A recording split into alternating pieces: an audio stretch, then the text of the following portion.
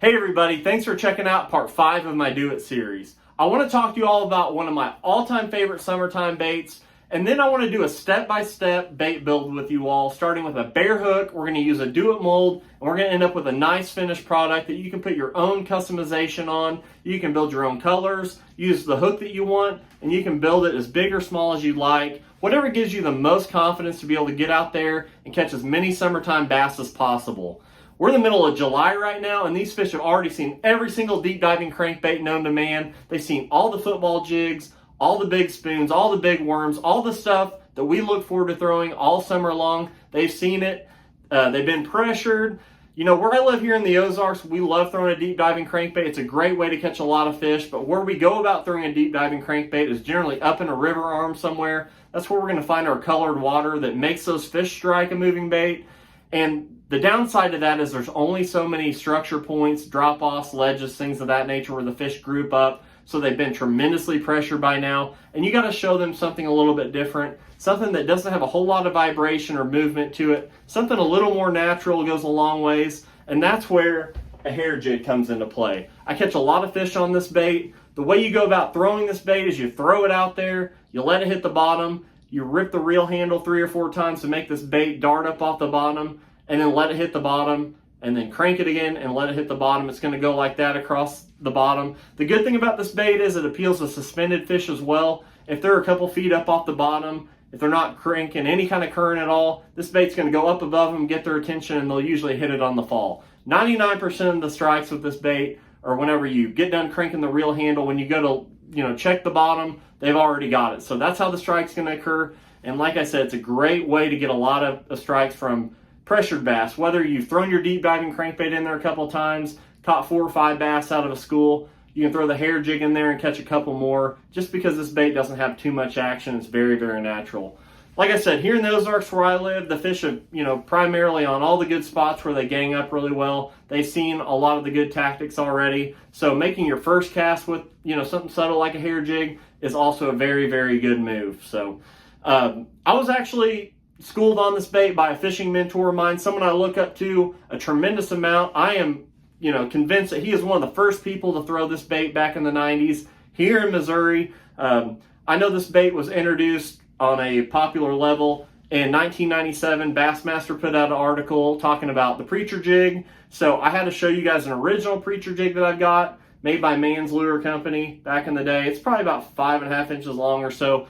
Great bait. I'm never going to throw this one. I'm going to keep it just for history's sake. It's a great bait. I had to show you guys the original. The one that I started tying back in, 10 or so years ago was with the Do It teardrop mold. And very, very similar to the preacher jig. The head is almost identical, but I tie my bait a little bit longer. I add a little more flash just to give it a bait fish flash down there on the bottom. So that's how I changed it up a little bit. But here in 2026, Do It molds just released the weedless walleye mold.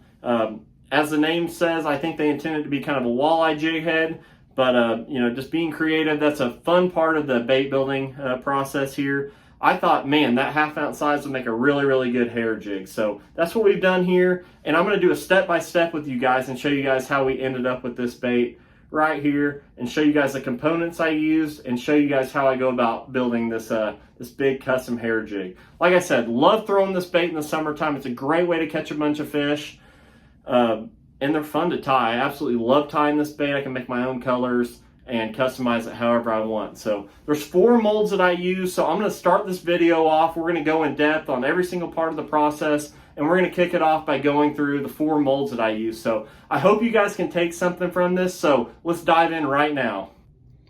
So I've got our 4 molds laid out here. I've actually tied summertime hair jigs with these 3 molds. I got some big plans for this walleye jig mold that I wanted to lay out and show you guys here as well.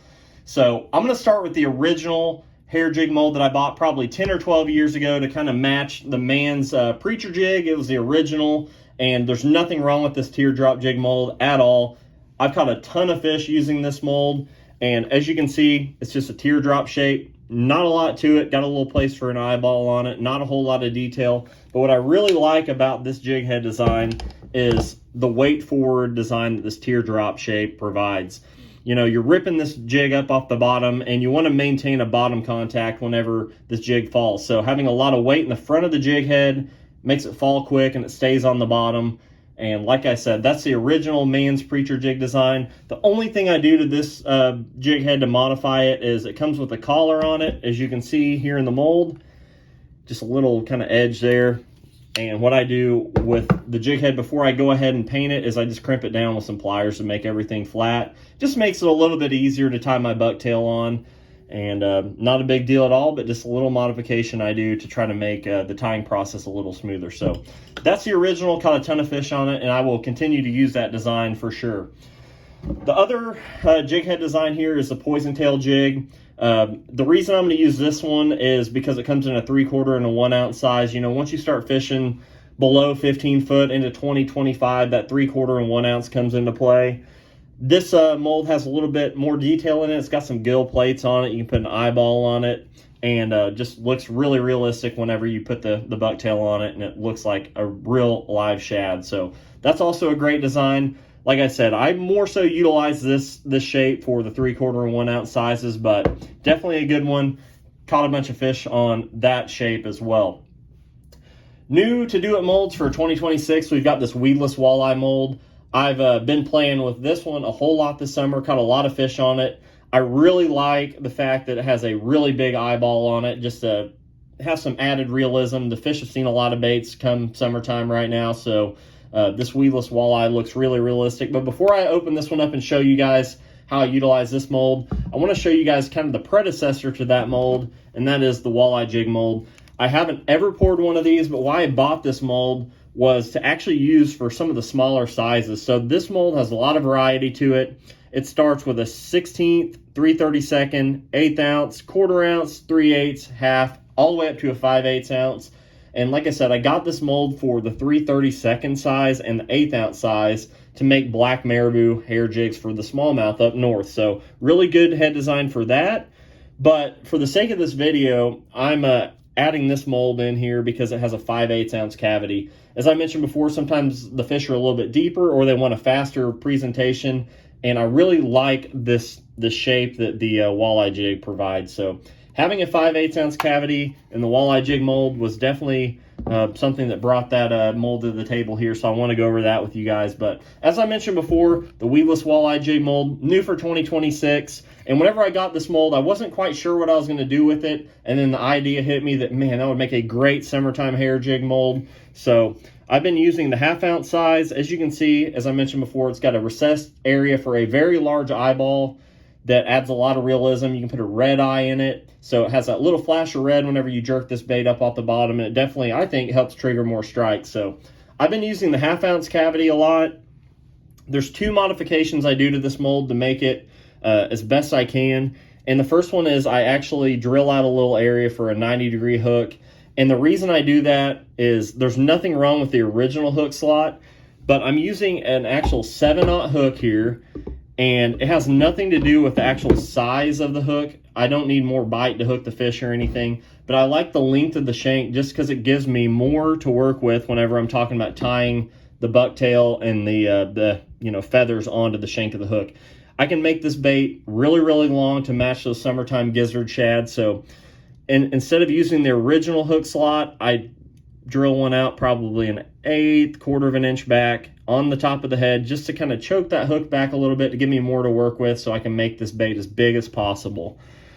As you can see, this mold has a weedless, weed guard hook slot in it, and Do It Mold sends these steel pins, and they just lay in like so. For the sake of this jig, I don't need a weed guard in this jig. You're kind of fishing it on kind of open areas, hard spots, things of that nature. So not a lot to get hung up on. And to keep the lead from going down the hook or weed guard shank here, you can lay that pin in there. Nothing wrong with that right there. It's going to rob you of a little bit of weight. So I'm going to show you guys kind of what I do here. I utilize these Teflon pins that you can get at doitmolds.com. And it obviously does not have a beveled area, so it can slide out on you whenever you go to close the mold and pour it. So I'm going to show you guys how I get around that. I like to lay that Teflon pin in there flush with the side of the head, and then I just simply take some blue masking tape and just kind of tape the end of it, just like that, to hold it in place. your hook's in there, that Teflon pin is flush with the side of the head, and it's going to be a lot cleaner pour. So from there, I'm just going to shut the mold. I've got that big 6 or 7/0 hook in there. The smallest size I'll use is maybe a 5/0, just for the summertime technique.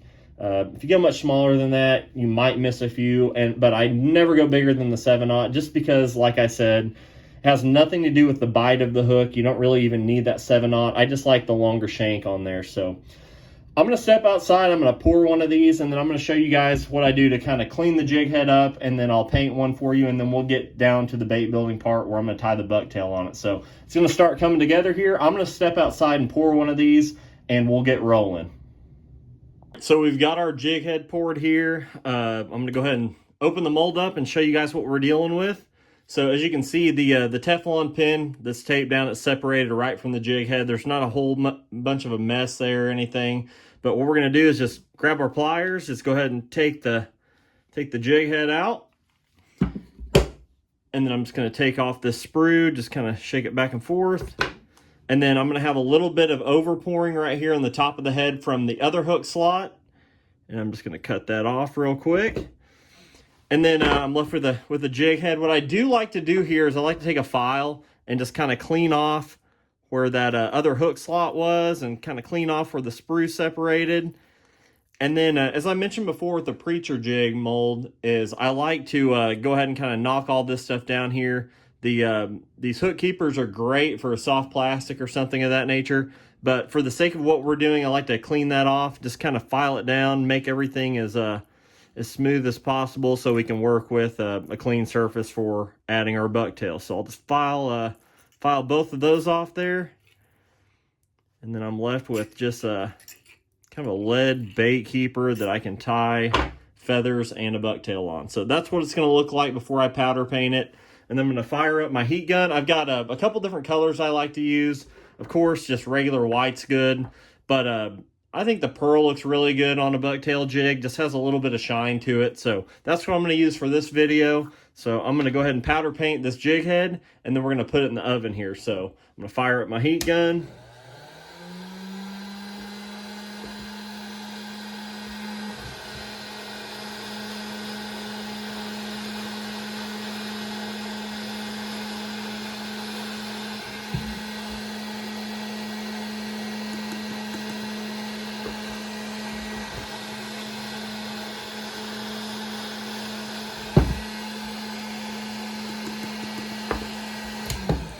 Then we're good to go. Got everything covered. Don't have a lot of excess in the eye of the hook right there. So that one's ready to go stick in the oven. So I'm going to put this jig head in the oven, and I'm going to put some eyeballs on it. So we've got our jig head all painted up. We've got it baked, good solid finish on it. I've got it teed up in the vise here, and we're ready to start the tying process. This is where things get really fun. So I'm going to go through the tying process with you guys and let you know all the components that I use whenever I'm tying a big summertime hair jig. So the first thing is just some hackle feathers. They come in a big kind of cluster of feathers like this. So the first thing I'm going to do is I'm going to try to pick out, 3 or 4 of the longer feathers, and I just pluck them right out just like this, and I try to leave them as long as I can, just because I'm wanting a particularly big bait for the summertime presentation here. So I usually use 2, 3, or 4, just depending on the size of the bait. So for this one, we're just going to use 3, and I try to get them all about the same length, just like so here. And then I'll take my scissors and just kind of lop them off so everything's clean, just like that.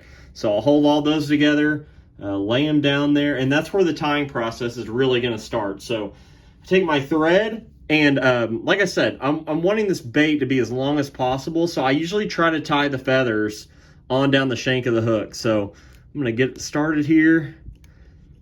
I start close to the lead, and then I'm just going to work my way down the shank of the hook to get a really good base so this thread doesn't move on the shank of the hook. That black nickel hook is very, very slick. So I'm going to work it down the shank a little ways. Give myself about ½ inch before the curve of the hook bend starts. So I'm going to hang on to that. I'm going to grab my 3 feathers, and I'm going to kind of try to work them around the shank of the hook so they're even whenever this jig falls. So I'm going to start wrapping them around there, and try to work them around so they're all even, so it'll have a nice profile.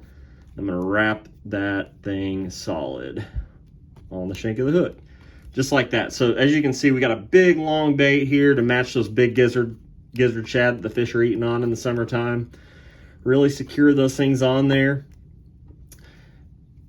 And then I'm not gonna lock anything down just yet. And what I'm gonna do here is I'm gonna tie a little bit of bucktail to the back of the jig to make it kind of all taper once I start tying to the main body of it. I go really light towards the tail. Like I said, just because you want a really nice taper to it. You don't want too much body on the jig. It makes it fall too slow in my opinion. So I'm just gonna add a couple little deals of bucktail on there. And the bucktail I use is from Do-It Molds. You can get it at doitmolds.com. And I get the select grade bucktail. It's the largest size available, so it has the longest hair on it to be able to keep this bait relatively large for the summer. So just gonna grab a little bit of it there, cut it off, and I just try to kind of keep it all as clean as possible by making it all as even as humanly possible. You can buy a hair stacker from Do-It, and the way that works is you just lay it in there, hit it on the ground, and it makes everything even. But you can do the same thing with a pair of scissors. But for everyone that wants to be 100% on this, they do have those available at doitmolds.com. So it's a great tool.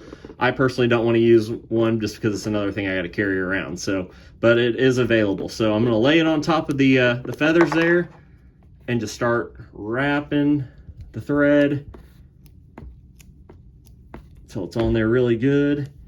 And then I got one on there, and then I'll probably do it one more time, and then I'll start tying the actual body of the jig. So like I said, for the lower part of the jig, less is actually more. So cut a little bit off there. I'm gonna try to wrap this around on the top side of the jig here. Hold it with my hand there.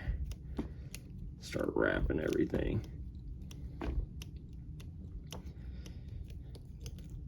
I'll lock everything down at the shank as well.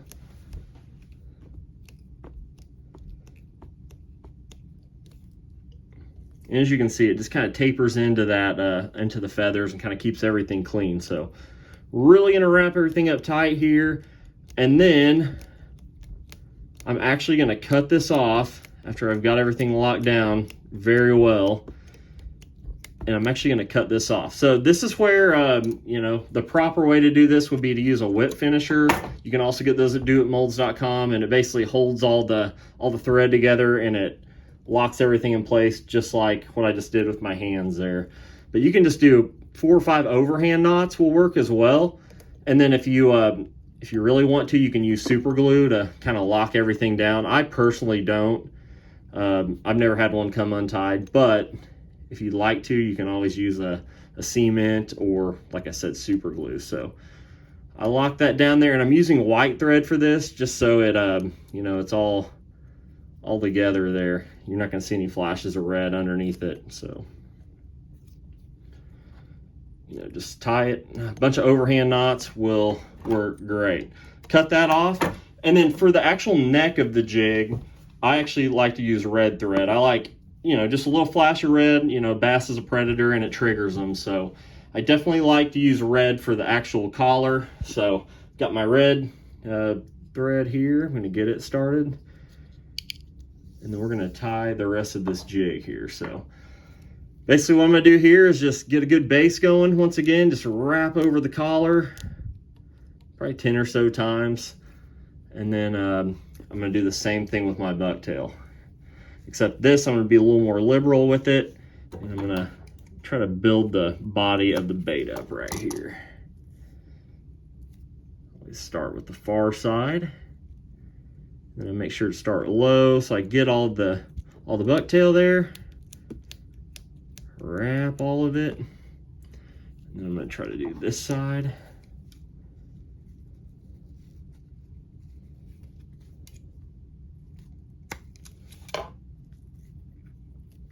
You can tie them with just straight white. There's nothing wrong with that. It's a very, very popular color. But that's also the fun of tying your own, is you can get crazy with colors and try to make something that no one else is throwing. So nothing wrong with just tying a straight white summertime bucktail. Then from here, probably put a little bit more on the back just because, like I said, I want this bait to be really big for the summertime. So get everything squared away here. I'm going to go on the top of the bait.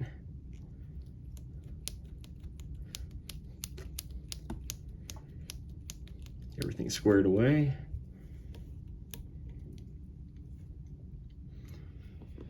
And then that's where you can get really creative with them. So, you know, I've got some chartreuse bucktail here. I've got some blue. I've done chartreuse and blue before. It's a really popular crankbait color. So I'm going to incorporate some of that into this bait as well. And I'm going to do a little bit of flash of chartreuse just kind of on the belly of the bait. That way, whenever this thing goes ripping over their heads, they get that little flash of color, and that can, you know, sometimes trigger a bite. So cut off just a little bit here. Doesn't take a whole lot to get your point across.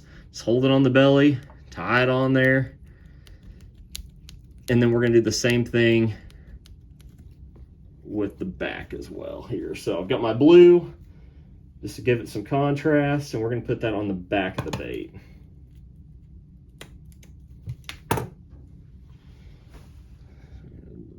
Lay it on there like that.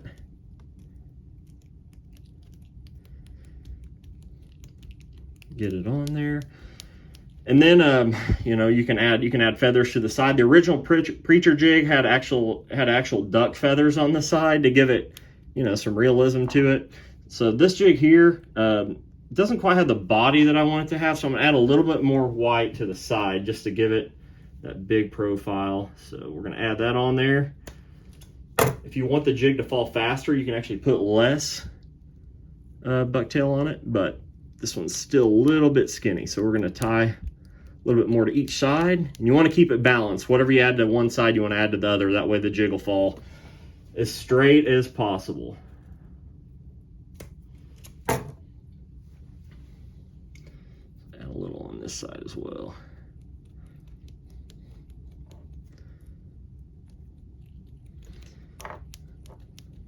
That looks a lot better.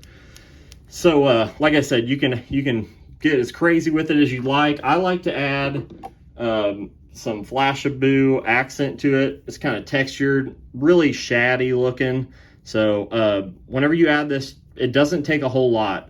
Whenever you're holding the Flashabou in your hand, it looks like you've got a lot right there, but that's really going to stand out against this white bait. So, what I'm going to do is I'm going to cut off one side of it, and then I'm actually going to fold it over just like this, and I'm going to cut it right there in the middle, and that's what I'm going to work with for each side. So I'm going to take this little 3-inch section of Flashabou, and I'm going to put it on the side, get it wrapped on there, get it nice and secured, and then I'm going to do the other side as well. And that's really going to make this bait have a little flash to it in the water. And like I said, that Flashabou that I'm holding there doesn't look like much until it gets in the water, and it really brings this bait to life. So I think with that, with the red thread around the throat of this bait, and then that Flashabou, I think that looks really, really good. So I'm gonna go ahead and finish this bait off and just use more thread than you need to, get everything covered to get that clean look to it. And then, like I said, you can use a whip finisher. Do It Mold sells them, they work great. But as for me, I've never had one actually come undone, so I just tie a bunch of overhand knots. And then you can also super glue it or add fly cement to it or whatever makes you feel better about it. So, but I've never had one come undone, so I just tie 5 or 6 overhand knots and you're good to go. So I actually wait till the very end here to add my eyeballs to this bait. These are 6mm eyes. Once again, I like red, and this is the fun part. This is where you really make the bait come to life. So you get to take it out of the mold at this point. That's what the jig looks like, and then we're gonna add eyeballs to it. So like I said, 6mm 3D red eyes, just pop them right in those eye sockets there, and it really makes your bait come to life for sure. So another thing I'll do with the eyeballs, these eyes have really, really good adhesive on them. Nothing wrong with just sticking them on there just like that as they are. But sometimes, especially with a bait like this that has a lot of bottom contact, this head's going to be hitting the bottom all the time. I'll just take a little bit of a 5-minute epoxy and just mix it together and just kind of secure those eyes on there. So that right there is the finished product. You got a big, huge hair jig for the summertime, good looking bait, a lot of realism to them, and a really good alternative to throwing a crankbait in the summertime. So that's the finished product with the brand new Do It weedless walleye mold. I know that wasn't the original intention, but for us bass fishermen, I think that's a really, really good looking bait for it. So like I said, excellent bait for the summertime. They're super fun to tie, and you can come up with your own colors and everything. So I hope you all enjoyed this video. Drop me a comment. Let me know what you guys think. Let me know what colors you guys would tie up. And as always, I really appreciate you guys watching. Thank you very much.